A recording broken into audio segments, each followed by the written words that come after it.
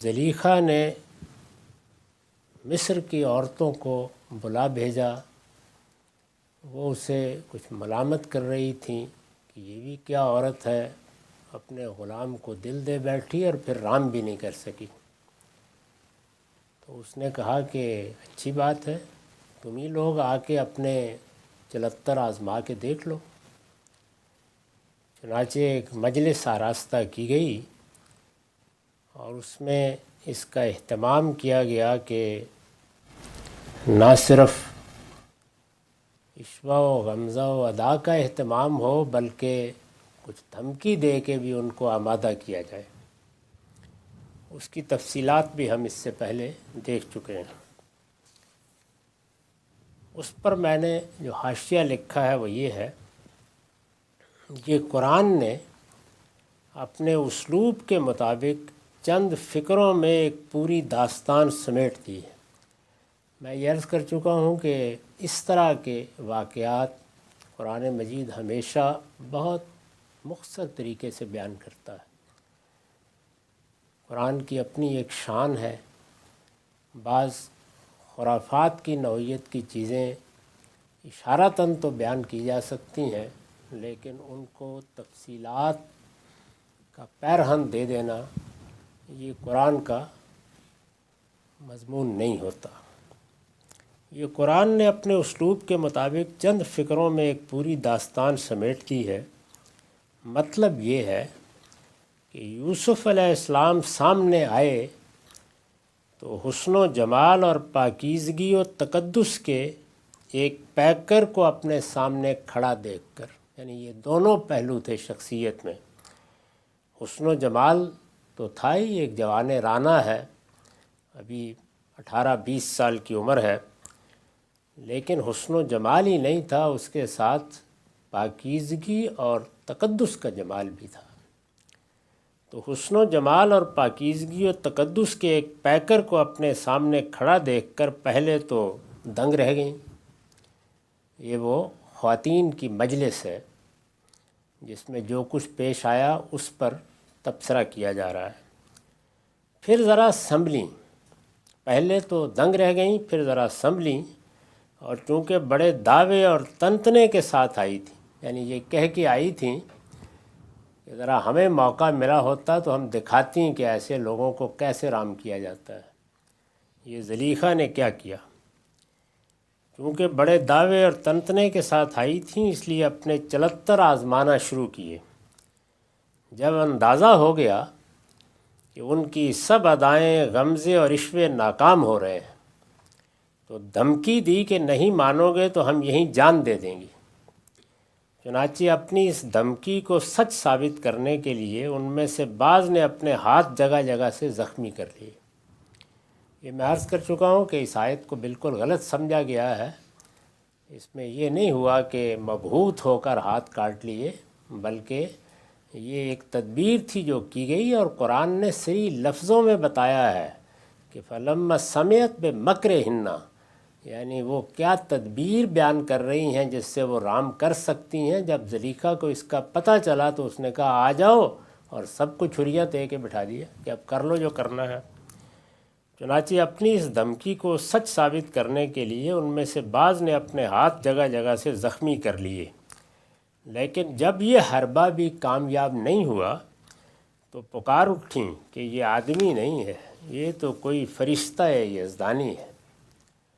استاذ امام لکھتے ہیں ان بیگمات کا یہ اعتراف حضرت یوسف کی کمال درجہ تعریف بھی ہے، اپنی شکست کے لیے ایک عذر بھی۔ یعنی یہ جو جملہ انہوں نے بولا ہے اور جس کو قرآن نے نقل کیا ہے کہ سبحان اللہ، یہ تو کوئی آدمی نہیں ہے، یہ تو کوئی فرشتہ ہے۔ ان بیگمات کا یہ اعتراف حضرت یوسف کی کمال درجہ تعریف بھی ہے اور اپنی شکست کے لیے ایک عذر بھی۔ اس کے اندر یہ مضمون بھی مضمر ہے کہ اگر ہم ان کو جیت نہ سکے تو اس کی وجہ یہ نہیں ہے کہ ہمارے فن یا ہمارے حسن و جمال میں کوئی نقص تھا، بلکہ اس کی وجہ یہ ہے کہ ہمیں مقابلہ ایک معزز فرشتے سے کرنا پڑا جبکہ ہمارے سارے اسلحے صرف انسانوں ہی پر کارگر ہونے کی صلاحیت رکھتے ہیں۔ یعنی یہ محض خراج تحسین ہی نہیں ہے، اپنا ایک عذر بھی ہے کہ ناکام ہوئی ہیں تو کسی عام انسان کے سامنے ناکام نہیں ہوئی۔ یہ سرگزشت یعنی جتنا حصہ اس سے پہلے زیر بحث آ چکا جس کا یہ خلاصہ ہے، یہ سرگزشت اس درجے ایجاز و اختصار کے ساتھ کیوں نقل کی گئی ہے؟ یعنی ایک مجلس منعقد کی گئی، اس میں انہوں نے اپنے عشوے اپنی ادائیں آزمائیں، اپنے ہنر آزما کر دیکھے، تو بظاہر لگتا ہے کہ یہاں کچھ تفصیلات ہونی چاہیے تھیں۔ ایک ایک لفظ میں قرآن نے ایک ایک مرحلے کو بیان کیا ہے، اس درجہ ایجاز و اختصار کے ساتھ کیوں نقل کی گئی ہے؟ اس کا سبب غالباً یہ ہے کہ قرآن نے اسے اپنے شایان شان نہیں سمجھا کہ ان خرافات کی تفصیل کرے جو حضرت یوسف کا دل جیتنے کے لیے وہاں ہوئی ہوگی، اس کو قرآن نے پسند نہیں کیا۔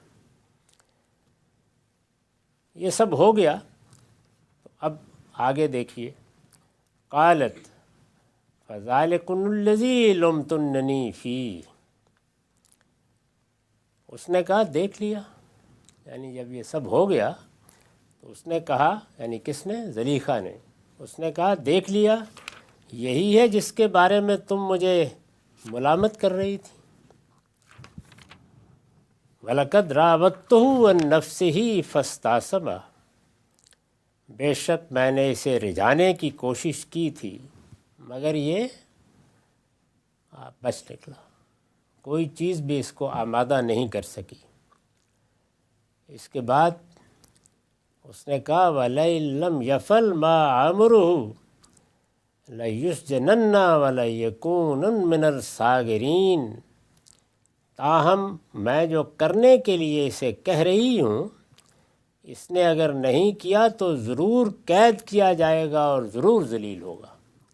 یعنی اس نے بھی ایک دھمکی دے دی کہ میں ناکام رہی، تم لوگ بھی ناکام رہیں، اس سے فرق نہیں پڑتا، اگر یہ نہیں مانتا تو سوچ لے، اس گھر میں شہزادوں کی طرح رہ رہا ہے، پھر ایک نتیجہ نکلے گا، اور وہ یہ کہ یا تو برسوں کے لیے قید میں پھینک دیا جائے گا اور یہ ویسے ذلیل ہو کے کہیں نکال دیا جائے گا۔ تو یہ اس نے گویا ایک اور دھمکی دے دی۔ اس پر میں نے لکھا ہے یہ ایک مزید دھمکی ہے۔ زلیخا نے پہلے بڑے تیکھے انداز میں عورتوں کے ادعا کا جواب دیا ہے، یعنی پہلے تو اس نے یہ کہا کہ تم نے میرے اوپر بہت طنز و تاریض کے تیر برسائے، بہت باتیں کیں، میں جہاں تہاں سے سنتی رہی کہ تم لوگ یہ کہہ رہی ہو کہ اپنے غلام پر فریفتہ ہو گئی اور پھر کچھ کر بھی نہیں سکی، تو یہ تم لوگوں نے دیکھ لیا کس شخص سے معاملہ پڑا ہے۔ پہلے جملے میں تو اس نے اس ادعا کا جواب دیا ہے۔ یہ ایک مزید دھمکی ہے، زلیخا نے پہلے بڑے تیکھے انداز میں عورتوں کے ادعا کا جواب دیا ہے، پھر صاف کہہ دیا ہے کہ میں اس کی جان چھوڑنے والی نہیں ہوں، اس لیے یہ اپنی روش پر قائم رہا تو لازماً جیل کی ہوا کھائے گا۔ اس کے معنی یہ تھے کہ ہوس کی محبت دھمکی بھی دے رہی ہے اور اپنے سب حربوں میں ناکام ہو جانے کے بعد اپنی ناکامی کا انتقام لینے کا فیصلہ بھی کر رہی ہے۔ دونوں چیزیں اس نے بیان کر دیں۔ حضرت یوسف کے لیے یہ ایک نئی آزمائش تھی جس سے اب وہ دوچار ہونے والے تھے۔ زنان مصر کی اس مجلس سے اس زمانے کی مصر کی اخلاقی حالت کا بھی اندازہ کیا جا سکتا ہے کہ اس طرح کے معاملات میں وہ دور حاضر کی تہذیب سے کسی طرح کم ترقی یافتہ نہیں تھے۔ ہمارے ہاں عام طور پر لوگ جب اپنے زمانے کو دیکھتے ہیں تو بہت پریشان ہو جاتے ہیں۔ اگر کبھی بصیرت کی نگاہ سے تاریخ کو پڑھا ہو، قدیم بغداد کی تاریخ پڑھ لیجئے، سلطنت روما کی تاریخ پڑھیے، یونان کی تاریخ پڑھیے، اس سے پہلے کی بعض تہذیبوں کو دیکھیے، تو جس طرح کے ثقافتی مظاہر، جس طرح کی جنسی بے روی، جس طرح کے ذہنی تصورات اب ہمیں بہت پریشان کر دیتے ہیں، یہ اس زمانے سے زیادہ بڑے پیمانے پر نظر آتے ہیں۔ تو اس لیے یہ دنیا جب سے بنی ہے ایسی ہی رہی، اس کو اس طرح قبول کر کے آدمی کو اپنے ایمان و عمل کی حفاظت کرنی چاہیے۔ یہ ایسی ہی رہے گی، اس کے پروردگار نے اس کو اسی کشمکش کے ساتھ پیدا کیا ہے۔ یہ شیطان اور رحمان کی کشمکش ہے، جس میں بڑی ہمت کر کے کنکر مارنے پڑتے ہیں۔ ہمارے ہاں حج میں اسی کو ایک تمثیل میں ڈال دیا گیا ہے۔ تو یہ کشمکش کبھی ختم نہیں ہوگی۔ اس میں مجھے کیا کرنا ہے، آپ کو کیا کرنا ہے، مصلحین کو کیا کرنا ہے، اساتذہ کو کیا کرنا ہے، اسی طرح اگر کہیں مسلمانوں کی کوئی حکومت ہے تو اس کی کیا ذمہ داریاں ہیں، یہ سب اپنے اپنے دائرے میں محنت کر سکتے ہیں، لیکن دنیا جنت بن جائے یہ اللہ تعالیٰ کی اسکیم کے خلاف ہے۔ یہاں حق و باطل اور خیر و شر کی کشمکش رہے گی، اور بارہا ایسا ہوگا کہ شر بہت پھیل جائے گا، اس کو عروج حاصل ہوگا۔ ذرا اندازہ کیجئے کہ اس وقت جو ہماری بستیاں ہیں ان میں ہماری طرح کے طالب علم جا کے بیٹھ جائیں اور لوگوں کو کچھ سچائی کی طرف، حق کی طرف، اللہ کی کتاب کی طرف بلائیں، تو میں تجربے سے یہ عرض کر رہا ہوں کہ دسیوں لوگ بات سننے کے لیے تیار ہو جاتے ہیں، دسیوں لوگ اپنے آپ کو تبدیل کرنے کے لیے تیار ہو جاتے ہیں۔ لیکن لوط علیہ السلام کی بستی کا جو نقشہ قرآن نے کھینچا ہے اس کو پڑھیے اور دیکھیے، یعنی جب نکالنے کا فیصلہ کیا گیا تو ابراہیم علیہ السلام مجادلے کے لیے کھڑے ہو گئے، یعنی اللہ تعالیٰ کے ساتھ بحث شروع کر دی انہوں نے۔ قرآن مجید نے اس بحث پر بھی بڑی محبت سے ان کو خراج تحسینی پیش کیا ہے، اور یہ کہا ہے، قرآن کے الفاظ یہ ہیں کہ ابراہیم بہت ہی دل کا درد مند تھا۔ وہ شروع ہو گئے، انہوں نے کہا کہ یہ کیسے ہو سکتا ہے، وہاں ہو سکتا ہے 50 راست باز ہوں۔ اللہ تعالیٰ نے فرمایا ابراہیم اتنے بھی نہیں ہیں، 40 ہوں، ان کا اتنے بھی نہیں، انہوں نے کہا 30 ہوں، انہوں نے کہا ابراہیم اتنے بھی نہیں ہیں، 10 ہوں، فرمایا اتنے بھی نہیں ہیں ورنہ چھوڑ دیتا۔ تو یہ صورتحال ہے اس بستی کی، تو اس لیے ایسی صورتحال میں گھبرانا نہیں چاہیے۔ تو یہ فرمایا کہ میں نے تو اپنی طرف سے ہر کوشش کر دیکھی ہے، اب یہی ہے کہ اسے جیل ہی جانا پڑے گا۔ اگر اس نے میری بات نہیں مانی تو یہ نتیجہ بھی دیکھ لے گا۔ جب زلیخا کی زبان سے یہ بات حضرت یوسف نے سنی تو دیکھیے کیا دعا کی، قال ربی السجن احب الی مما یدعوننی الیہ۔ اس پر یوسف نے دعا کی کہ پروردگار، قید خانہ مجھے اس چیز سے زیادہ پسند ہے جس کی جو مجھے دعوت دے رہی ہیں۔ یہ ہے ایک بندہ مومن کا رویہ، قید خانہ مجھے اس چیز سے زیادہ پسند ہے جس کی یہ مجھے دعوت دے رہی ہیں، وَإِلَّا تَصْرِفْ عَنِّي كَيْدَهُنَّ أَصُبْ إِلَيْهِنَّ وَأَكُن مِّنَ الْجَاهِلِينَ۔ اب اگر ان کے فریب کو تو نے مجھ سے دفع نہ کیا، یعنی میں نے تو اپنی ساری طاقت نچوڑ دی ہے، اب اگر ان کے فریب کو تو نے مجھ سے دفع نہ کیا تو پروردگار میں ان کی طرف مائل ہو جاؤں گا اور ان لوگوں میں شامل ہو رہوں گا جو جذبات سے مغلوب ہو جاتے ہیں۔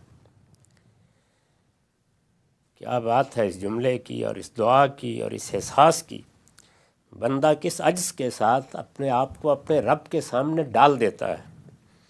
اس پر میں نے لکھا ہے، یہ بڑے عجز کے ساتھ خدا سے مدد کی التجا ہے، جو اپنے ایمان و اخلاق کو بچانے کے لیے پوری طاقت نچوڑ دینے کے بعد ان کی زبان پر آ گئی، پروردگار اب میرے بس میں نہیں رہا، جو میں کر سکتا تھا میں نے کر دیا ہے۔ آگے وضاحت ہے کہ یہ دعا فوراً قبول ہو گئی۔ اس کی وجہ یہ ہے کہ جب بندہ شیطان کے مقابلے میں اس حد تک استقامت دکھانے کے بعد اپنے آپ کو اپنے پروردگار کے آگے ڈال دیتا ہے تو اس کی دعا ضرور قبول ہوتی ہے اور فوراً قبول ہوتی ہے۔ اس میں جس قانون کو میں نے بیان کیا ہے اس کو سمجھ لینا چاہیے.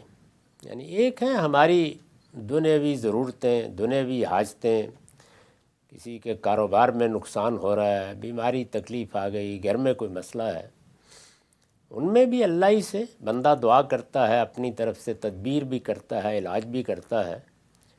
لیکن یہ ضروری نہیں ہوتا کہ دعائیں قبول ہو جائیں.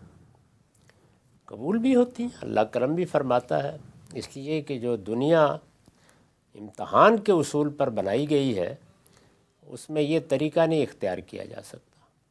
ایک مجموعی حکمت ہوگی جس میں بندے کے لیے کیا بہتر ہے، جس معاملے میں دعا کی جا رہی ہے وہ اس امتحان سے متعلق کس نوعیت کے مسائل پیدا کر دے گی، جس دنیا میں وہ رہ رہا ہے اس میں اس کا کیا مقام ہے. یہ سب چیزیں دیکھنے کے بعد اللہ تعالیٰ چاہتے ہیں تو دعا قبول کرتے ہیں، چاہتے ہیں تو قبول نہیں کرتے. لیکن اگر ہدایت کی دعا مانگی جائے جو ہم ہر روز مانگتے ہیں، ہماری نمازوں کی سب سے بڑی دعا ہدایت کی دعا ہے. سورہ فاتحہ میں اہدنا الصراط المستقیم، اور پھر اللہ تعالیٰ کی مدد اس کی راہ پر چلنے کے لیے مانگی جائے اور اس میں اپنی طرف سے جو قوت میسر ہو سکتی تھی وہ صرف کر دی جائے. تو یہ دعا ایسے ہی قبول ہوتی ہے جیسے یہاں قبول ہوئی. یعنی اس کے رد ہونے کی کوئی وجہ ہی نہیں ہے. اس دعا کو یعنی ہدایت کی دعا اور ہدایت پر ثابت قدمی کی دعا بشرطے کہ بندہ اپنے حصے کا کام کر دے، یہ اللہ تعالیٰ کا وعدہ ہے کہ وہ قبول کرتا ہے. اور اس کو بیان کیا ہے قرآن مجید میں متعدد جگہوں پر. یہاں بھی یہی ہوا ہے. تو انہوں نے اپنے آپ کو اپنے پروردگار کے سامنے گویا ڈال دیا کہ اب میرے بس میں نہیں رہا، میں جتنا مقابلہ کر سکتا تھا میں نے کر لیا، اب آپ میری مدد کریں اور ان کے فریب کو مجھ سے دفع کر دیں. یہ دعا انہوں نے کی. یہ دیکھیے قبول کس صورت میں کی ہے. یعنی آسمان سے فرشتے نہیں آ گئے کہ وہ زلیخا کا گلا دبوچ دیں، نہیں، یوسف کو جیل میں ڈالنے کا اہتمام کر دیا گیا. اس کی بھی قیمت دینی پڑی ہے. یعنی اس محل میں نہیں ہوئی. ٹھیک ہے، اب آپ نے اگر یہی کہا ہے، انہوں نے یہی کہا تھا نا کہ السجن احب الی مما یدعوننی الیہ، مجھے جیل اس سے زیادہ پسند ہے. فرمایا ٹھیک ہے، بچنا چاہتے ہو تو ہم مدد کرتے ہیں، جیل میں چلے جاؤ، رہو جہاں. 18 سال رہے ہیں کم و بیش، 1-2 دن نہیں. تو انہوں نے یہ دعا کی تو فرمایا فاستجاب لہ ربہ، اس کے پروردگار نے اس کی یہ دعا فوراً قبول کر لی. تو اس کے پروردگار نے اس کی یہ دعا قبول کر لی. فصرف عنہ کیدہن انہ ھو السمیع العلیم، اور ان کا فریب اس سے دفع کر دیا، بے شک وہ سننے والا جاننے والا ہے.